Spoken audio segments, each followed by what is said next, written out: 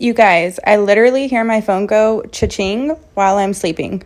For those of you who don't know me, hi, my name is Dawn. I teach other people how to create and sell their own embroidery files and make money from anywhere. What I do is called digitizing, and in this video, I'll be teaching you guys pathing and branching your embroidery design. Branching is like telling your design, hey, I want you to stitch all these objects out in the smartest, fastest, and smoothest way that you can, with as few jump stitches and trims as possible. I typically use this for the outline of my design. So what I'm doing here is going through all of my other stitches and hiding them except for my outline stitches. This outline is made up by multiple different shapes, and what branching will do is combine them all into one object. This is where pathing comes in. Think of it as if you were going on a road trip. You would want to get from point A to point B in the most logical path without wasting too much gas or having to backtrack. So you want to start at the beginning of your outline, go through each shape, trying to get each object as close as you can to the next object. So I click on my next shape, and as you can see, it's way down here. I want the shape that's closest to the shape that I have before it. That will be the top of this carrot. So I'm going to find that object or shape, whatever you want to call it.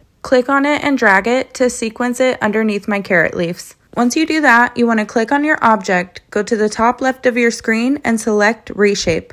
This is going to bring up your start and stop points. You want to put the entry point where the exit point of the previous object ends. So the first object is going to start at the left of the carrot leaves where you see this green entry point and end at the right of the carrot leaves where you see this red exit point. So the second object is going to start where the first one ended, and it's going to end over here underneath his arm where this exit point is. Now I'm going to continue on through, making sure each object starts where the previous one ended, while I'm also sequencing my objects in a logical path. Now for the fun part, branching your design. You're going to click on your screen and select all of your shapes. You can tell that all of your shapes have been selected because a black line will pop up around them. Now you want to go to the left of your screen in your toolbox under Editing Objects and select Branching. You will know it's selected because at the bottom of your screen, it'll say Enter Entry Point. I normally add my entry point at the beginning of where I started my first shape. All you have to do is left click on it. What this is going to do is create the start point of your outline. Now back at the bottom left of your screen, it'll say Enter Exit Point.